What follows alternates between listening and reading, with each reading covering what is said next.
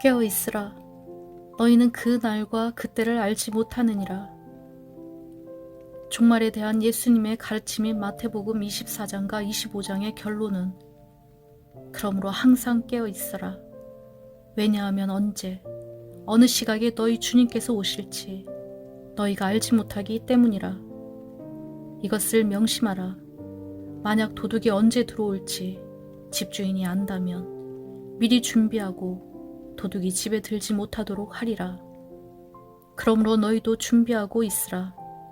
너희가 생각하지도 않은 시간에 인자가 올 것이기 때문이다. 라는 경고입니다.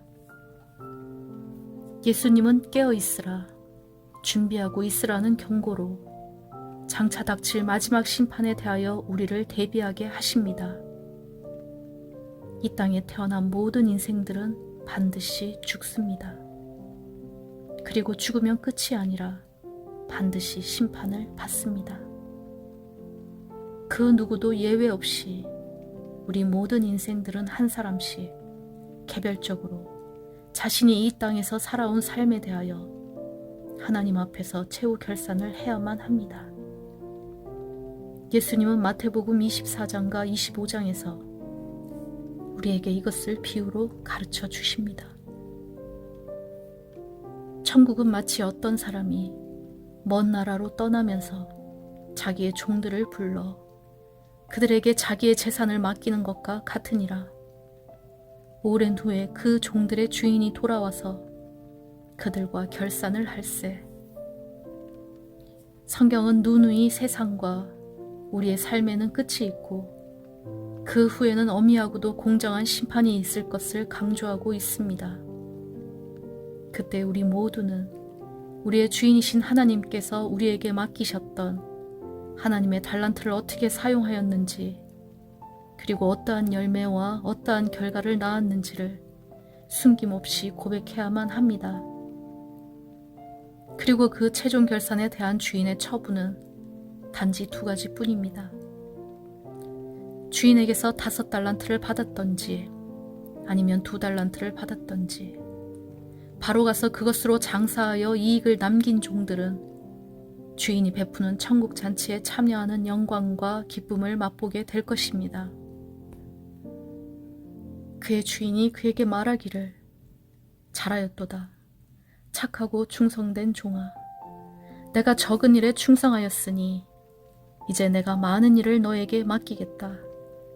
와서 주인과 함께 기쁨을 누려라. 그러나 주인을 오해하고 두려워하여 주인이 맡긴 달란트를 전혀 사용하지도 않고 땅속에 감추어 두었던 종은 최후 심판의 날의 두려움 앞으로 주님 앞에 설 것입니다. 그리고 저주를 받고 버림을 당하게 될 것입니다. 그 주인이 대답하여 이르되, 악하고 게으른 종아, 너는 내가 심지 않은 곳에서 거두고 뿌리지 않은 곳에서 모으는 줄로 알았느냐? 그렇다면 너는 마땅히 내 돈을 환전상에게 맡겨 내가 돌아왔을 때 그 돈에 이자를 붙여 돌려주어야 할 것이 아니냐? 이 쓸모없는 종을 바깥 어두운 데로 내쫓으라. 거기서 슬피 울며 이를 갈리라 하니라.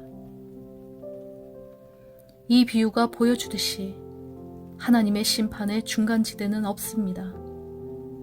심판의 결과는 착하고 충성되다 칭찬을 받으며 하나님의 천국 잔치에 참여하거나 아니면 악하고 게으른 종으로 판결받아 바깥 어두운 데로 내쫓기는 것, 이 두 가지 뿐입니다.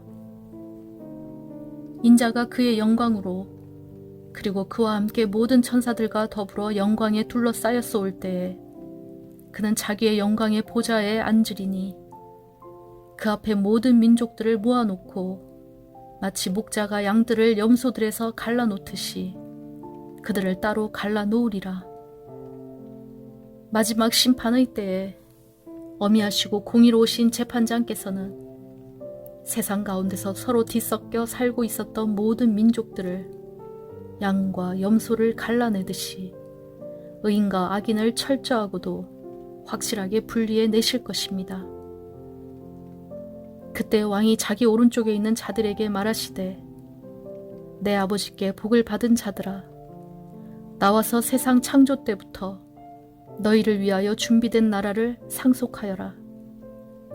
그때 왕이 왼편에 있는 자들에게도 말하시되 너희 저주받은 자들아, 내게서 떠나 마귀와 그의 부하들을 위하여 준비한 영원한 불 속으로 들어가라.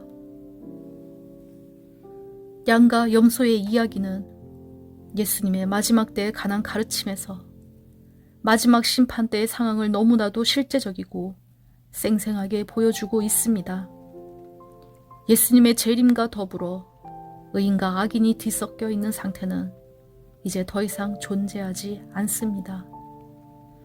그리하여 그들은 영원한 형벌로 들어가고 의인들은 영원한 생명으로 들어갈 것입니다.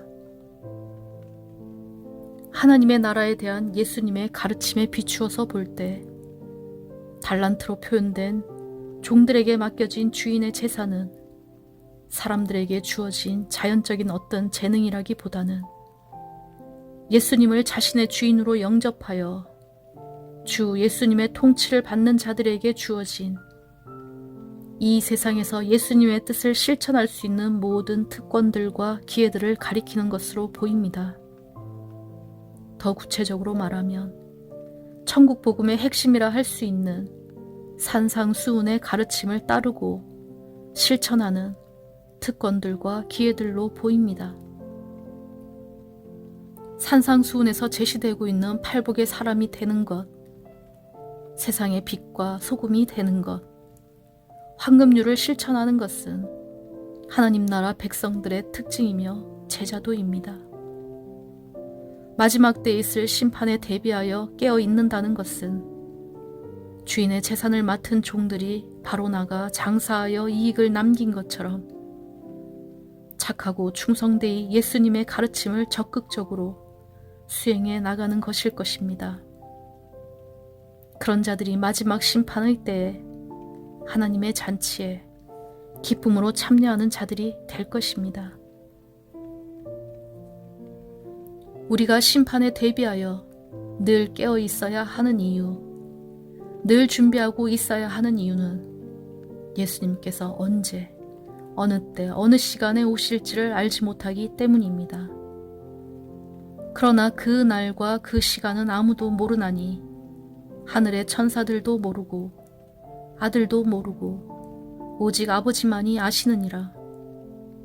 노아의 때와 같이 인자에 오는 것도 그러하리라. 홍수 이전의 사람들이 노아가 방주에 들어가던 날까지도 먹고 마시고 장가들고 시집가고 하다가 홍수가 나서 그들을 모두 다 쓸어버릴 때까지 그들이 알지 못하였던 것 같이 인자가 올 때에도 그러하리라. 예수님은 종말의 징조들을 알려주시되 정확한 재림의 시간은 오직 아버지만 아신다고 말씀하십니다. 노아의 홍수 때 하나님이 물로써 세상을 심판하신다는 경고에도 대비하지 않은 모든 사람들이 멸망당한 것처럼 주님의 재림과 심판에 대한 경고를 듣고도 대비하지 않고 게으름을 피운다면 영원한 멸망을 당할 것입니다. 24장의 두 종의 비유에서처럼 주인이 늦게 오시겠구나 하고 자신의 임무는 망각한 채 자기의 동료들을 때리고 술 친구들과 어울려서 먹고 마시는 종은 생각하지도 않은 날 뜻밖의 시각에 그 종의 주인이 와서 어미 때리고 외식하는 자가 받는 벌에 처하리니 거기서 슬피 울며 이를 갈게 될 것입니다. 25장의 열처녀 비유에서 보듯이 저마다 등불을 들고 신랑을 맞으러 나갔지만 신랑이 늦어질 것을 대비하여 미리 기름통을 따로 챙기지 않은 처녀들 앞에서 혼인집의 문은 닫혀 버렸습니다. 신랑이 더디옴으로 다 졸며 잘새 미련한 처녀들이 기름을 사러 간 사이에 신랑이 오므로 준비하였던 자들은 함께 혼인잔치에 들어가고 문은 닫힌지라. 그 후에 남은 처녀들이 와서 이르되 주여 주여 우리에게 열어주소서. 대답하여 이르시되 진실로 내가 너희에게 이르노니 내가 너희를 알지 못하노라 하였느니라. 그런즉 깨어 있으라. 너희는 그 날과 그 때를 알지 못하느니라. 우리가 깨어 있어야 하는 이유는 바로 그 날과 그 때를 모르기 때문입니다. 주님은 종말의 확실성은 알려주셨지만 그날이 정확히 언제인지를 알려주지는 않으셨습니다. 그러므로 깨어 있으라는 주님의 명령은 언제 주님이 재림하시든지 주님을 맞을 준비가 된 상태를 항상 현재처럼 유지하라는 경고입니다. 재림의 때를 위하여 늘 준비하는 삶을 살아감으로 오히려 일상의 삶 속에서 언제나 안정감을 가지는 것입니다. 심판은 우리가 일상생활을 하고 있는 그 순간, 그 현장에서 이루어질 것입니다. 우리 각자가 평소에 늘 해왔던 선택들이 우리의 영원한 운명을 결정할 것입니다. 문이 닫히고 나면 안으로 들어갈 수 있는 기회는 더 이상 없습니다. 지금 이 시간, 이 기회를 놓치지 않고 심판주 앞에 서기 위해 늘 준비하는 삶, 진실되고 충성된 삶을 살아가는 저와 여러분 되시기를 바랍니다.